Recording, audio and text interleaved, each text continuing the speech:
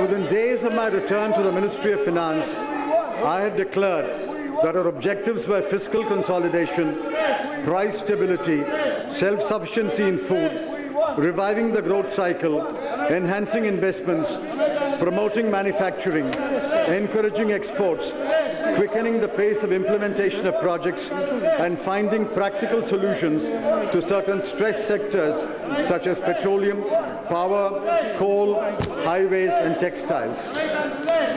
Let me begin with the good news. The fiscal deficit for 2013-14 will be contained at 4.6% of GDP, well below the red line that I had drawn last year. More importantly, the current account deficit that threatened to exceed last year's CAD of $88 billion will be contained at $45 billion, and I'm happy to inform the House that we expect to add about $15 billion to the foreign exchange reserves by the end of the financial year.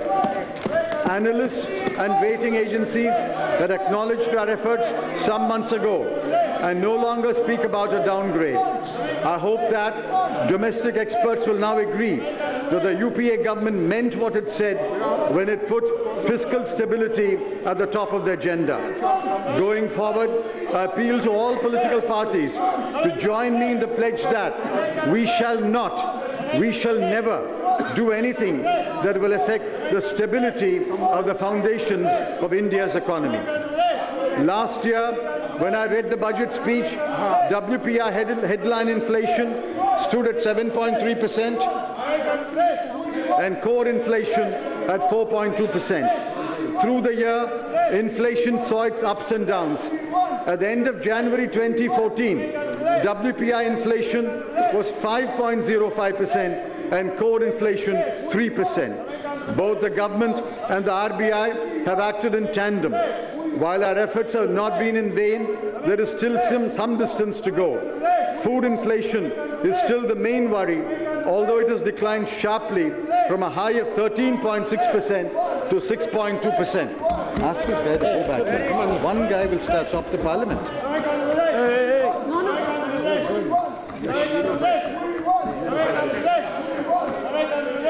We are proud of the stellar performance of the agriculture sector. Food grain production in 2012-13 was 255 million tons, and the estimate for the current year is 263 million tons. Estimates of production of sugarcane, cotton, pulses, oil seeds and quality seeds point to new records. Agricultural exports in 2012-13 stood at $41 billion versus imports of $20 billion.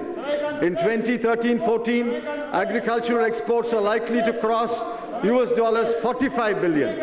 Agricultural credit is likely to touch 7,35,000 crore rupees, exceeding the target of rupees 7 lakh crore. Agricultural GDP growth increased to 3.1% in the 5-year period of UPA 1 and further to 4% in the first 4 years of UPA 2. In the current year, agricultural GDP growth is estimated at 4.6%.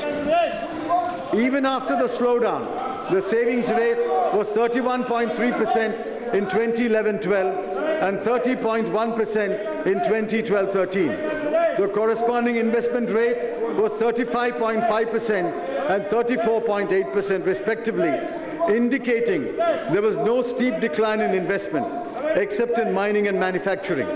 If the incremental capital output ratio had remained more or less the same, the outcome should have been a growth rate higher than the 6.7% and the 4.5% reported so far by the CSO for the 2 years, but that did not happen.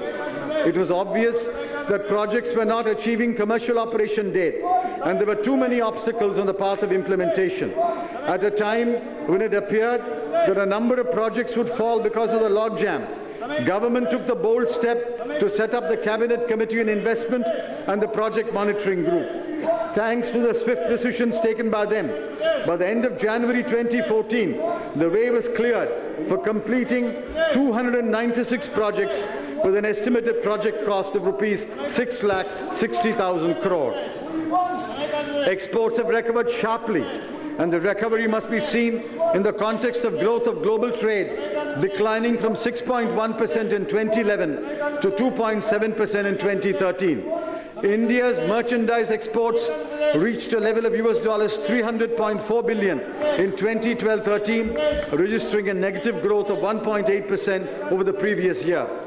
Though 2013-14 began on a pessimistic note, I'm happy to inform the House that the year will end with estimated merchandise exports of $326 billion, indicating a growth rate of 6.3%.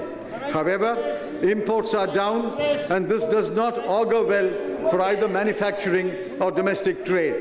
Our aim must be robust growth in both exports and imports, with trade in balance over a period of time. Manufacturing is the Achilles heel of the Indian economy. The deceleration in investment in manufacturing is particularly worrying. Consequently, there is no uptick yet in manufacturing. The National Manufacturing Policy has set the goal of increasing the share of manufacturing in GDP to 25% and to create 100 million jobs over a decade.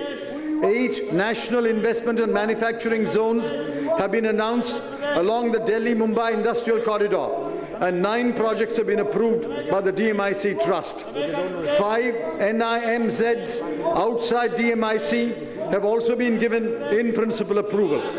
3 more corridors connecting Chennai and Bengaluru, Bengaluru and Mumbai, and Amritsar and Kolkata are under different stages of preparatory work.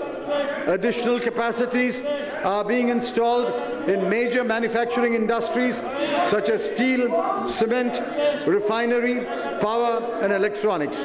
Several measures have been taken to promote micro, small and medium enterprises, including notifying a public procurement policy, establishing technology centers and common facility centers, and launching the Khadi mark.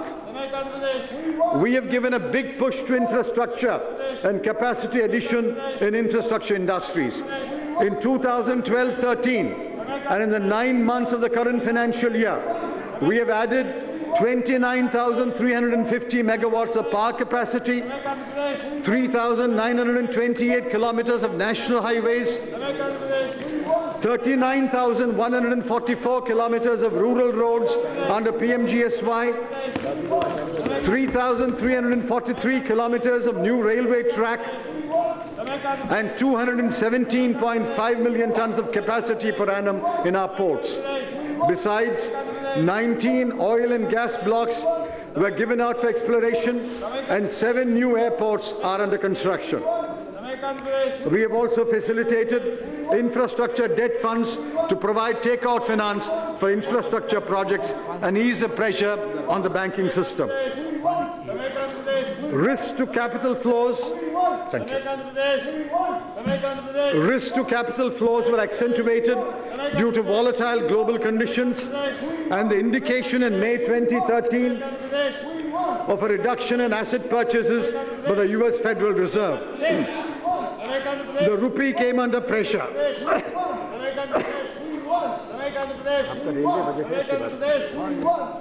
Government, RBI and SEBI undertook a number of measures to facilitate capital inflows and stabilize the foreign exchange market. Among emerging economy currencies, the rupee was affected least when the actual reduction took place in December 2013 and January 2014. Honourable members will recall that the slowdown began in 2011-12. In 9 quarters, the GDP growth rate declined from 7.5% in Q1 of 2011-12 to 4.4% in Q1 of 2013-14. Thanks to the numerous measures that I have narrated, I was confident that the decline will be arrested and the growth cycle will turn in the second quarter. Madam, I believe I have been vindicated. Growth in Q2 of 2013-14 has been placed at 4.8%, and growth for the whole year has been estimated at 4.9%. This means that growth in Q3 and Q4 of 2013-14 will be at least 5.2%. I can confidently assert that the economy is more stable today than what it was 2 years ago. The fiscal deficit is declining, the current account deficit has been constrained, inflation is moderated, the quarterly growth rate is on the rise, the exchange rate is stable, exports have increased, and hundreds of projects have been unblocked. Madam Speaker, all this is a result of hard work. I may add, among other mentors, my mother and Harvard taught me the value of hard work. Over the last 10 years, the UPA governments have gently nudged India and Indians into accepting that growth is an imperative, that it must be made more inclusive and converted into development, and that the growth model, in order to be sustainable, must address other concerns such as environment, intergenerational equity, indebtedness, ownership and control of resources, financing, etc. The UPA government's record on growth is unparalleled. Madam, 10 years ago, we produced 213 million tons of food grains. Today, we produce 263 million tons of food grains. 10 years ago, the installed power capacity was 1,12,700 megawatts. Today, it is 2,34,600 megawatts. 10 years ago, coal production was 361 million tons per year. Today, we produce 554 million tons per year. 10 years ago, there were 51,511 kilometers of rural roads under PMGSY. Today, we have 3,89,578 kilometers. 10 years ago, the central government's expenditure on education was rupees 10,145 crore. This year, we allocated rupees 79,451 crore. 10 years ago, the central government spent rupees 7,248 crore on health. This year, it will spend rupees 36,322 crore. I could multiply the examples, but what I have given will suffice. Madam Speaker, I reject the argument of policy paralysis. Just as there are business cycles, there is a cycle around the trend growth rate of an economy. Over a period of 33 years, the trend growth rate in India has been 6.2%. Average annual GDP growth during the period 1999-2004 was 5.9%, that is below the trend rate. In the next 5-year period, 2004-2009, it was 8.4%. And in the period 2009-2014, going by the CSO's estimate, it will be 6.6%. UPA 1 and UPA 2 have delivered above the trend growth rate. Madam, let history be the judge of the last 10 years. I owe duty to my colleagues to report on some of the major achievements in the current financial year that concerns the economy of the country and the welfare of the people. We are not simply looking back, we are actually looking forward. And therefore, I shall also report on the initiatives that are being taken by my colleagues. Government took several notable decisions, including some that were described as courageous and long overdue. Sugar was fully decontrolled, a gradual correction of diesel prices was started, railway fares were rationalized for the first time in a decade, applications were invited for issue of new bank licenses, DISCOMs, mostly sick, are being restructured with generous central assistance. 12.8 lakh land titles covering 18.8 lakh hectares were distributed under the Scheduled Tribes and other Traditional Forest Dwellers Act. The right to fair compensation and transparency in land acquisition, rehabilitation and resettlement act was notified on 1/1/2014, finally putting to rest an oppressive colonial law of 1894. The National Food Security Act was passed, assuring food grain to 67% of the population. The New Companies Act replaced a law of 1956 vintage. The PFRDA Act was passed, placing the new pension system on a statutory basis and establishing a statutory regulator. Centrally sponsored schemes were restructured into 66 programs for greater synergy. Funds under these programs will be released as central assistance to state plans, thus giving states greater authority and responsibility. As a result, central assistance to plans of states and union territories will rise substantially from rupees 1,36,254 crore in BE 2013-14 to rupees 3,38,562 crore in 2014-15. Public sector enterprises will achieve a new record in capital expenditure of rupees 2,57,641 crore in 2013-14. About 50,000 megawatts of thermal and hydel power capacity is under construction after receiving all clearances and approvals. 78,000 megawatts of power capacity has been assured coal supply. The FDI policy was liberalized to attract larger investments in telecommunication, pharmaceuticals, civil aviation, power trading, exchanges, and multi-brand retail.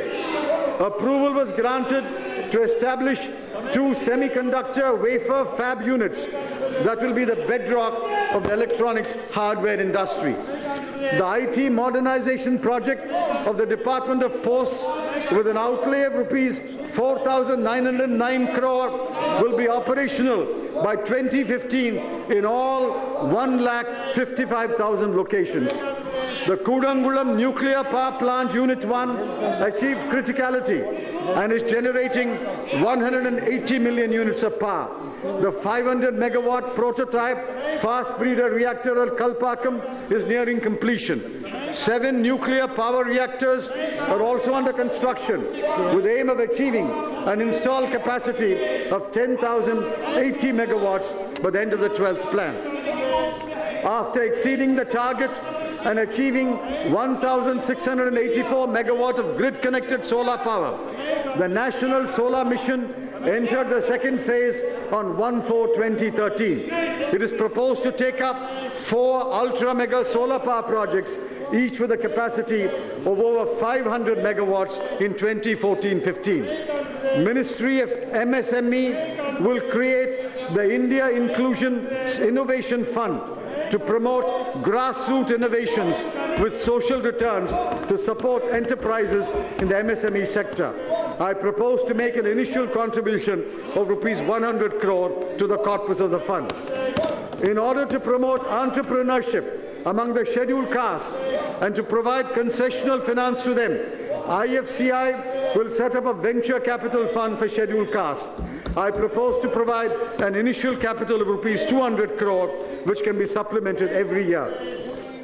The restructured ICDS has been implemented in 400 districts and will be rolled out in the remaining districts from 1/4/2014.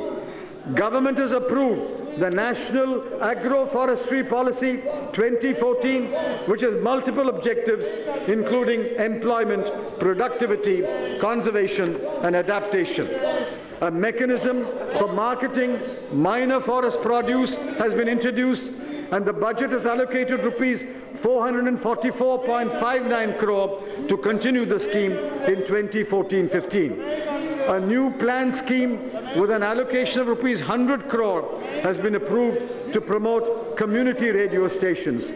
Ministry of Health and Family Welfare has delivered new technologies to the people: the JE vaccine, a diagnostic test for thalassemia, and a magnivisualizer for detection of cervical cancer. The northeastern states, Himachal Pradesh and Uttarakhand, deserve special attention.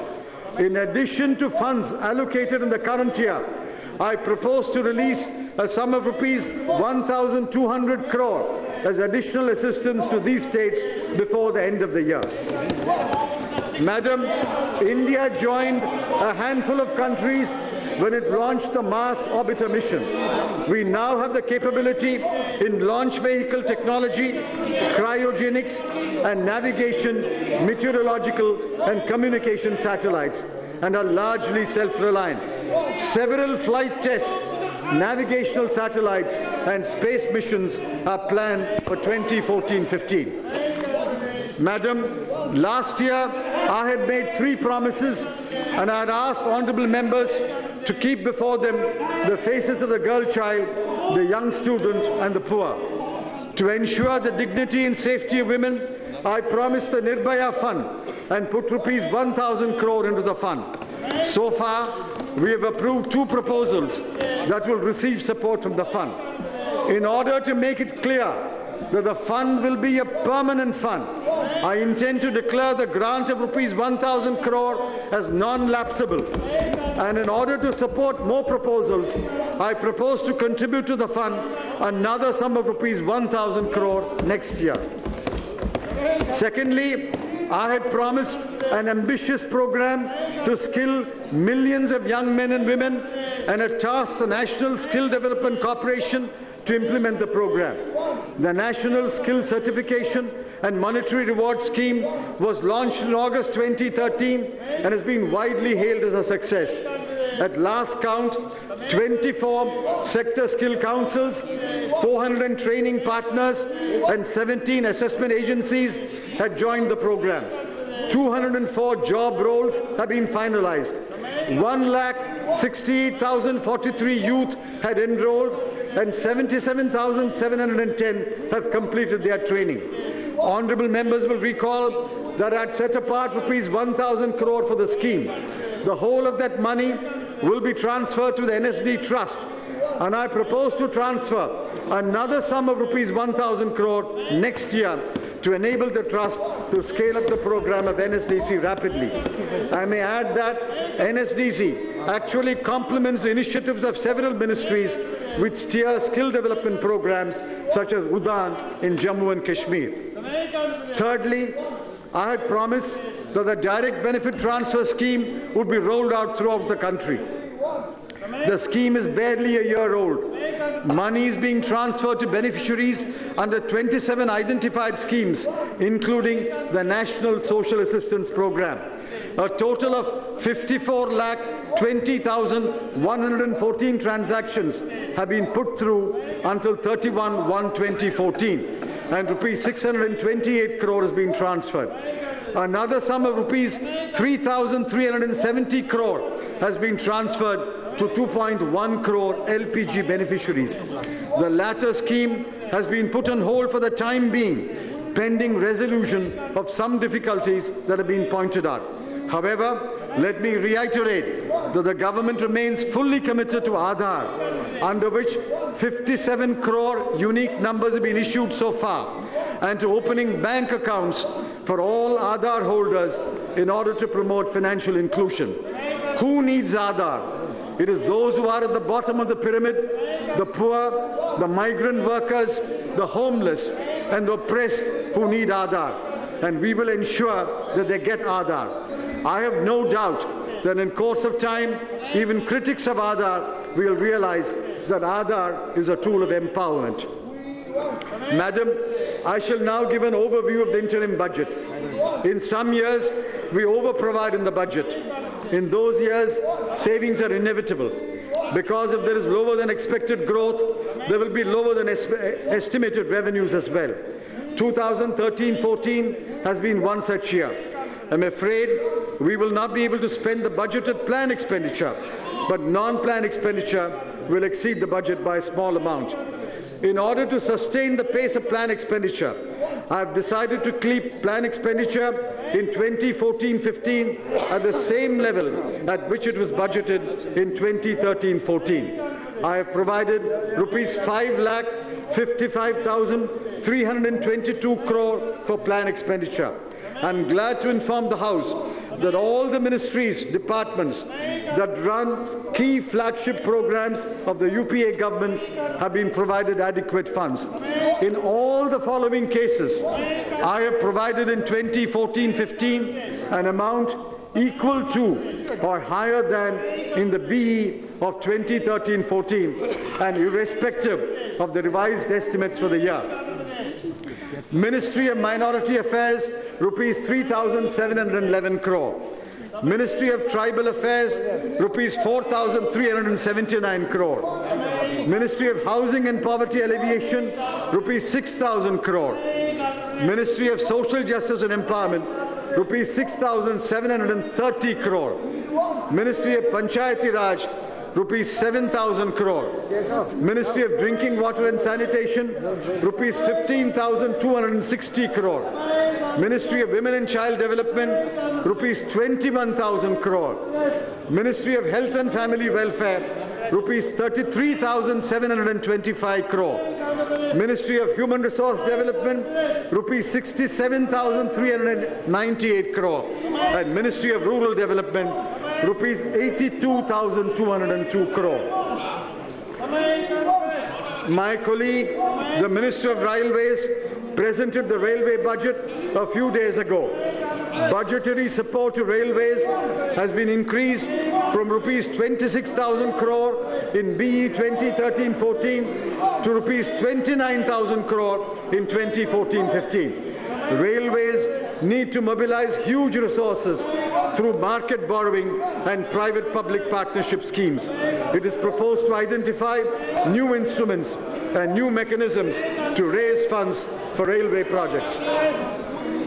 Honourable members will be happy to know that I propose to allocate rupees 48,638 crore to the scheduled caste sub-plan and rupees 30,726 crore to the tribal sub-plan. They will also be happy to find that the gender budget has rupees 97,533 crore and the child budget has rupees 81,024 crore. I am confident that there will be no cause for complaint. If there are any shortcomings, they can be addressed when the regular budget is presented. There is enough flexibility in the expenditure budget to make necessary changes and allocations within the overall resource envelope. Non-plan expenditure in 2014-15 is estimated at rupees 12,07,892 crore. Of this, the expenditure on subsidies for food, fertilizer and fuel will be rupees 2,46,397 crore. This is slightly more than the revised estimate of rupees 2,45,452 crore in 2013-14. For fuel subsidy, I have provided rupees 65,000 crore. We have this year absorbed the rollover of rupees 45,000 crore from the fourth quarter of 2012-13 and will roll over only rupees 35,000 crore from the fourth quarter of this year into the next year. Rupees 1,15,000 crore has been allocated for food subsidy, keeping in mind our government's firm and irrevocable commitment to implement the National Food Security Act throughout the country. The allocation for defence has been enhanced by 10% from rupees 2,03,672 crore in BE 2013-14 to rupees 2,24,000 crore in 2014-15. Madam, honourable members are aware of the long-standing demand of the Defence Forces for one rank, one pension. It is an emotive issue, it has legal implications, and it has to be handled with great sensitivity. During the tenure of the UPA governments, changes in the pension rules applicable to the defence services were notified on 3 occasions in 2006, 2010 and 2013. As a result, the gap between pre-2006 retirees and post-2006 retirees has been closed in 4 ranks, subject to some anomalies that are being addressed. These are Havildar, Naib Subedar, Subedar and Subedar Major. There is still a small gap in the ranks of Sepoy and Nayak and a gap in the ranks of Major and above. We need a young fighting force, we need young Jawans, and we need young officers. We also need to take care of those who served in the defense forces only for a limited number of years. Government has therefore decided to walk the last mile and close the gap for all retirees in all ranks. I'm happy to announce that government has accepted the principle of one rank, one pension for the defense forces. This decision will be implemented prospectively from the financial year 2014-15. The requirement for 2014-15 is estimated at rupees 500 crore and as an earnest of the UPA government's commitment, I propose to transfer the sum of rupees 500 crore to the defense pension account in the current financial year itself. A modernization plan at a cost of rupees 11,009 crore has been approved to strengthen the capacity of Central Armed Police Forces and to provide them state-of-the-art equipment and technology. Funds have been provided in the current financial year and for the next year. Honourable members, the announcements that are made concerning the financial sector in the budget speech of February 2013 have been or are being implemented. In 2014-15, I propose to provide rupees 11,200 crore for capital infusion in public sector banks. They have opened 5,207 branches so far against a target of 8,023 branches and are near the goal of installing an ATM at every branch. The Bharatiya Mahila Bank was inaugurated on 19/11/2013. Rupees 6,000 crore was provided to the Rural Housing Fund and rupees 2,000 crore to the Urban Housing Fund. Banks are under strain owing to rising non-performing assets. Bankers have assured me that as the economy turns, they will be able to contain the NPAs, recover more loans and build healthier balance sheets. Meanwhile, I cannot fail to acknowledge the yeoman service rendered by our banks in reaching government's policies and programs to the people. This year, banks will exceed the target of rupees 7 lakh crore of agricultural credit. I am therefore encouraged to set a target of rupees 8 lakh crore for 2014-15. Honourable members will recall that an interest subvention scheme was introduced in 2006-07. There is a subvention of 2% and an incentive of 3% for prompt payment, thus reducing the effective rate of interest on farm loans to 4%. So far, rupees 23,924 crore has been released under the scheme. I propose to continue the scheme in 2014-15. Madam, 10 years ago, the minorities had 14,15,000 bank accounts in 121 districts of India, where there's a concentration of minorities. At the end of March 2013, they had 43,52,000 accounts, and the volume of lending had soared from rupees 4,000 crore to rupees 66,500 crore. Loans to minority communities in the whole country stood at rupees 2,11,451 crore at the end of December 2013.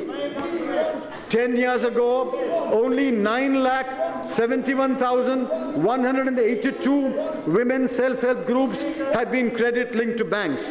At the end of December 2013, 41,16,000 women SHGs had been provided credit, and the amount of credit outstanding was rupees 36,893 crore.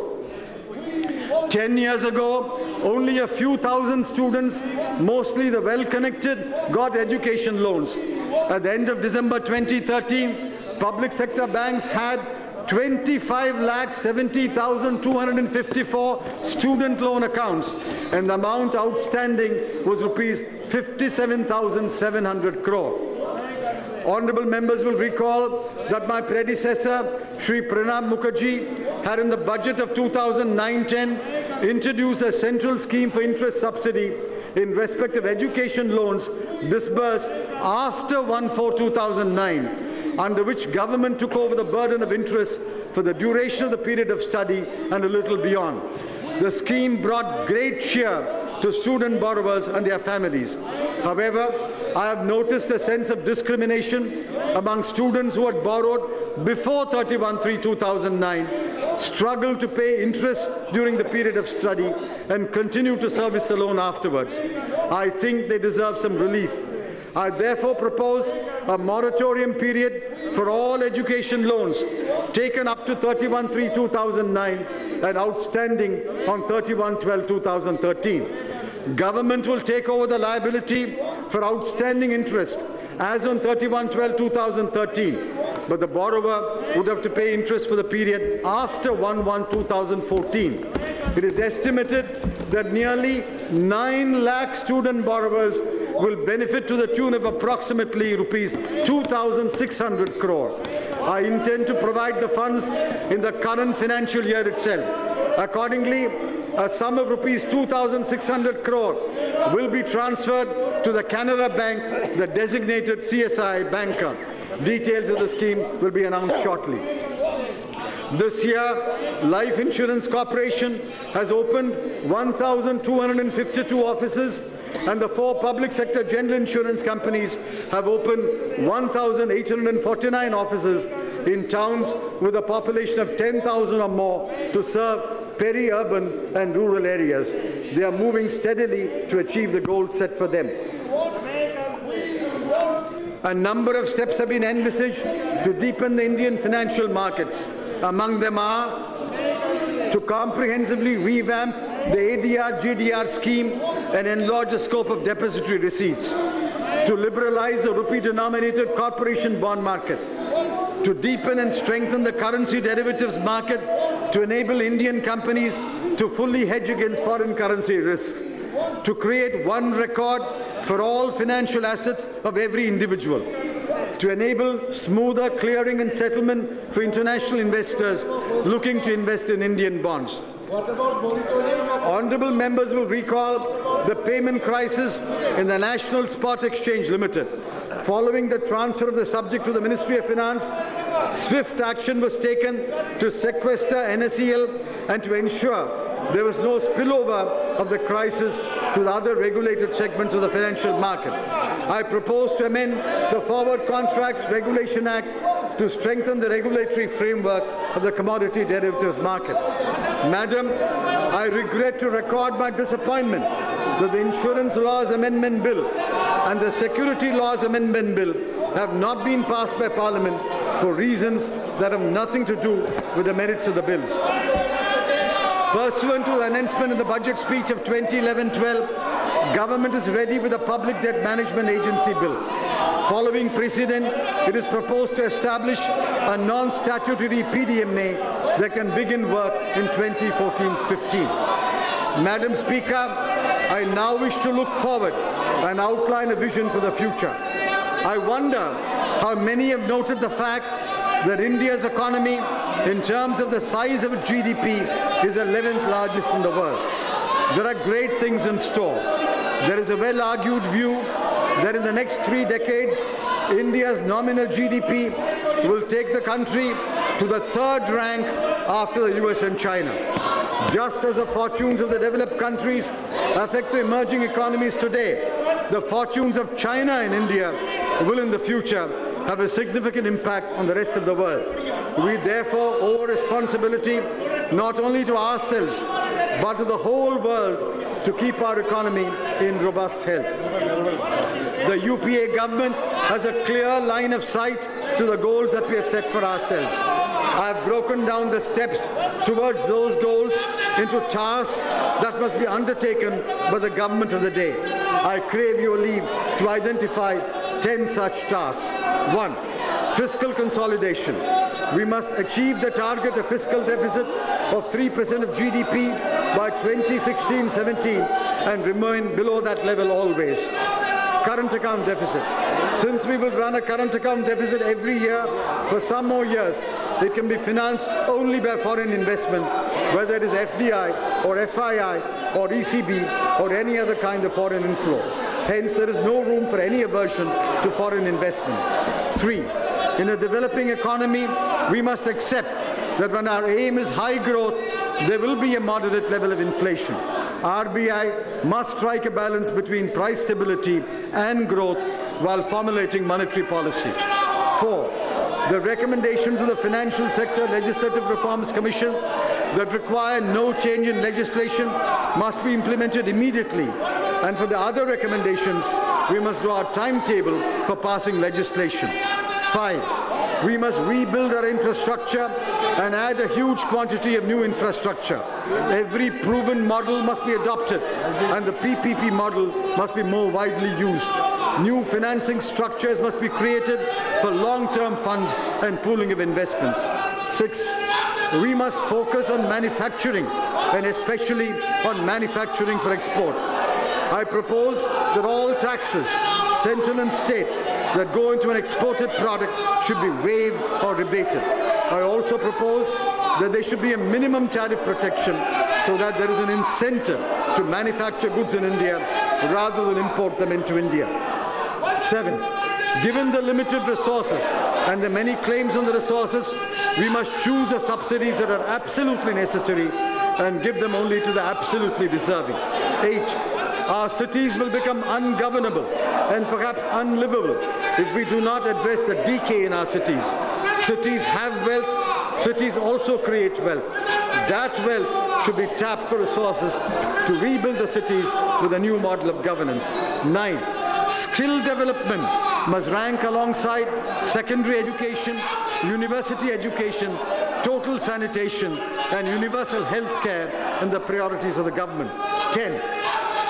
States have the fiscal space to bear a reasonable proportion of the financial costs of implementing flagship programs and must willingly do so that the central government can allocate more resources for subjects such as defense, railways, national highways, and telecommunication that are its exclusive responsibility. Madam, revenues are of paramount importance. The best source of revenue is taxes, and for that we need modern tax laws. I am disappointed that we have not yet been able to introduce GST. I leave it to you to answer the question, who blocked the GST when an agreement on the game-changing tax reform was around the corner?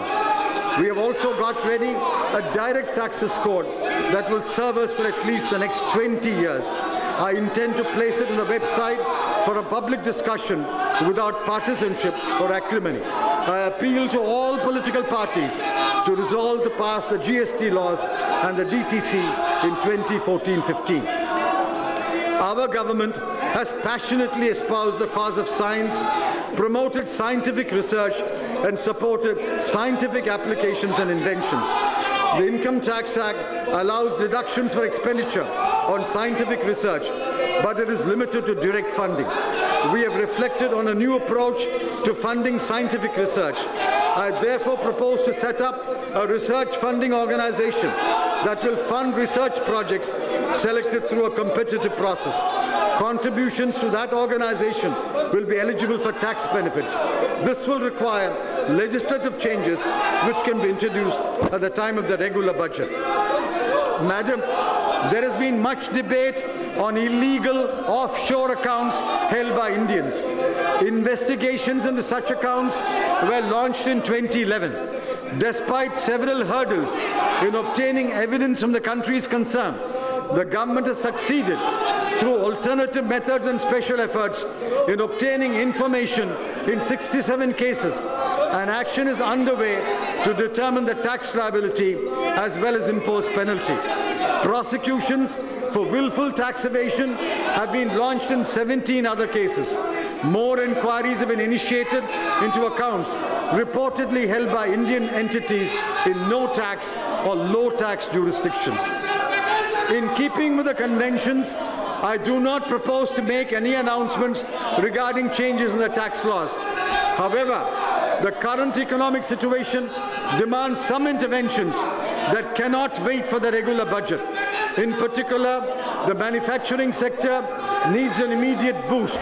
Hence, I propose the following changes in some indirect tax rates. To stimulate growth in the capital goods and consumer non-durables, I propose to reduce the excise duty from 12% to 10% on all goods falling under Chapter 84 and Chapter 85 of the Schedule to the Central Excise Tariff Act for the period up to 30/6/2014.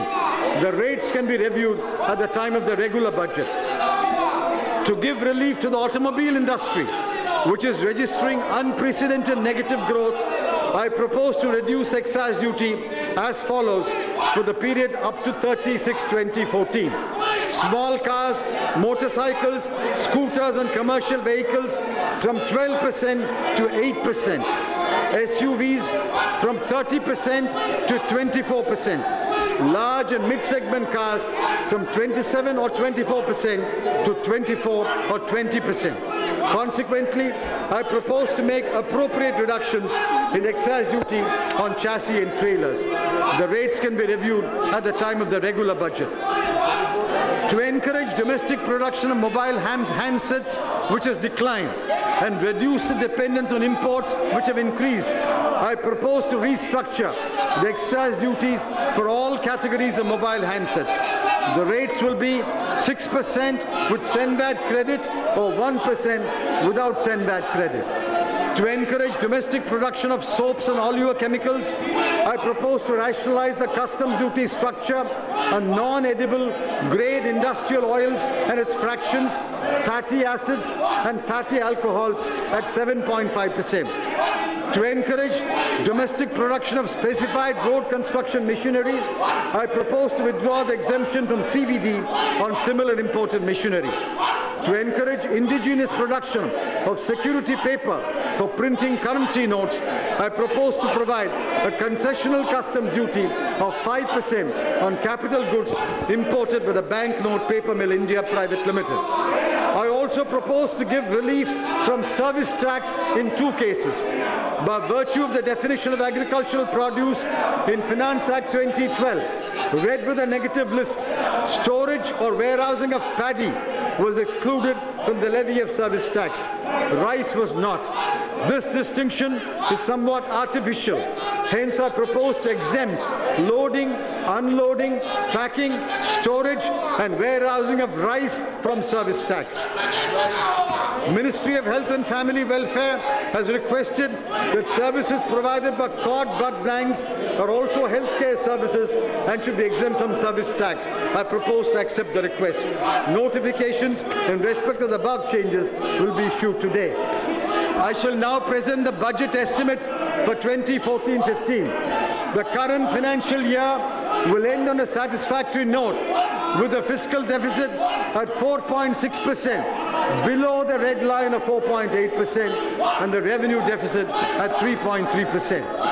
Emboldened by the progress made, I have budgeted for receipts and expenditure in 2014-15 that will leave a fiscal deficit of 4.1%, which will be below the target set by the new fiscal consolidation path. Revenue deficit is estimated at 3%. The estimate of planned expenditure is 5,55,322 crore. Non-planned expenditure is estimated at rupees 12,07,892 crore. Madam, in conclusion, John Drays and Amartya Sen have pointed out that India was the first non-Western country and also the first poor country in the world to commit itself to a resolutely democratic way of governance.